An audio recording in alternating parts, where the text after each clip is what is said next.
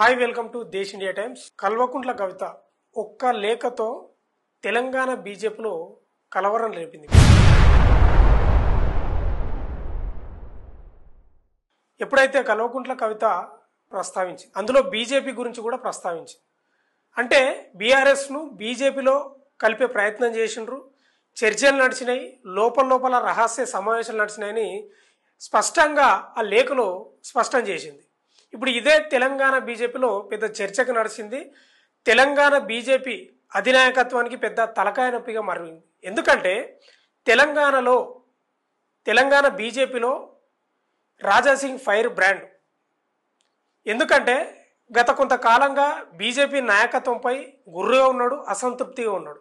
ఎప్పుడైతే లేఖ కవిత రాసిందో తండ్రికి, ఆ లేఖలో బీజేపీ గురించి బీఆర్ఎస్ గురించి ప్రస్తావించడంతో ఒక్కసారిగా రాజాసింగ్ కవిత చెప్పిన మాట నిజమే, రహస్య ఒప్పందాలు నడిచినాయి, రహస్య సమావేశాలు నడిచినాయి బీఆర్ఎస్కు బీజేపీకి మధ్య.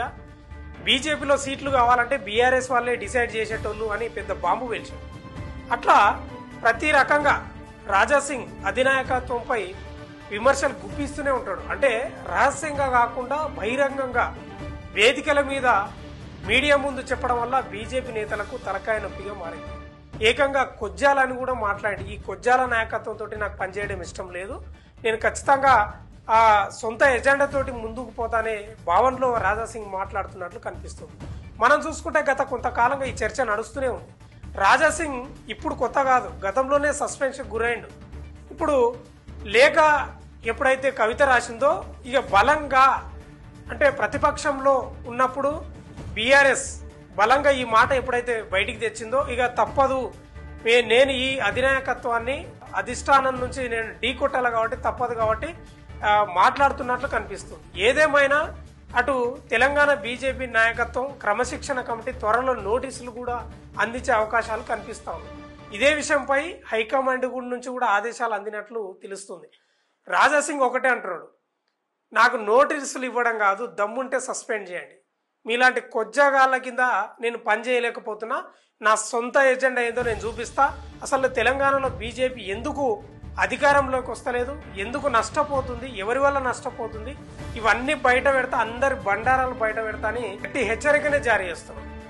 మనం చూసుకుంటే వాస్తవంగా కూడా రాజాసింగ్ స్ట్రేట్ ఫార్వర్డ్గా ఉంటాడు, ఏదైనా ముఖం మీద మాట్లాడుతాడు, హిందూయిజం గురించి పనిచేస్తాడు. మొన్ననే మనం చూసుకుంటే పాత బస్తీలో తన కాన్స్టిట్యూన్సీలో ఆ బుల్లెట్ పై తిరుగుతూ బక్రీద్కు ఆ గోవులను బలించే ప్రక్రియ జరుగుతుంది, వాటిని ఆపండి అని కూడా తిరిగి పెద్ద స్టేట్మెంట్ గురయ్యాడు. అయితే ఈ రకంగా భాజపాలో రాజాసింగ్ తిరుగుబాటు జెండా ఎగరేస్తున్నాడు అనేది స్పష్టంగా కనిపిస్తుంది.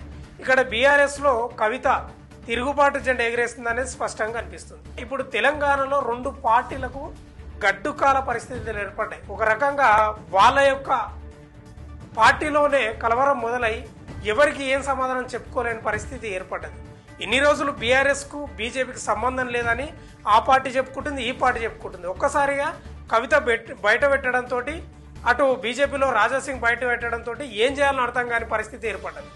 ఏదేమైనా బీజేపీ నాయకత్వానికి ఒకటే తలనొప్పిగా మారింది. అటు బీజేపీ రాజాసింగ్ కానీ కవిత కానీ ఇద్దరు వేరు కుంపట్లు పెట్టుకుని సొంత ఎజెండాతోటి ముందుకు వెళ్లే పరిస్థితి కనిపిస్తూ ఉంది. మొత్తం మీద అయితే షోకాజ్ నోటీసులకు రెడీ అయినట్లు కనిపిస్తుంది. అటేమో రాజాసింగ్ షోకాజ్ నోటీసులు అవసరం లేదు, మీకు చెప్పుకోవాల్సిన అవసరం కూడా నాకు లేదు, మీకు వివరణ ఇచ్చుకోవాల్సిన అవసరం కూడా నాకు లేదు, దమ్ముంటే సస్పెండ్ చేయండి అని బహిరంగ సవాల్ విసురుతున్నాడు. కాబట్టి వేచి చూడాలి. మరి ఏదేమైనా కవిత ఒక లేఖతోటి తెలంగాణలో ఒక్కసారిగా భూకంపం వచ్చిందనే చెప్పుకోవాలి. చూడాలి మరి త్వరలో ఈ రోజు రేపు అందుతున్న సమాచారం ప్రకారం ఈ రోజు కానీ రేపు కానీ రాజాసింగ్కు నోటీసులు, షోకాజ్ నోటీసులు వెళ్లే అవకాశం కనిపిస్తుంది. మరి బీఆర్ఎస్లో కవితకు కూడా వెళ్లే అవకాశాలు కూడా కనిపిస్తున్నట్లు కనిపిస్తూ ఉంది. Wait and see.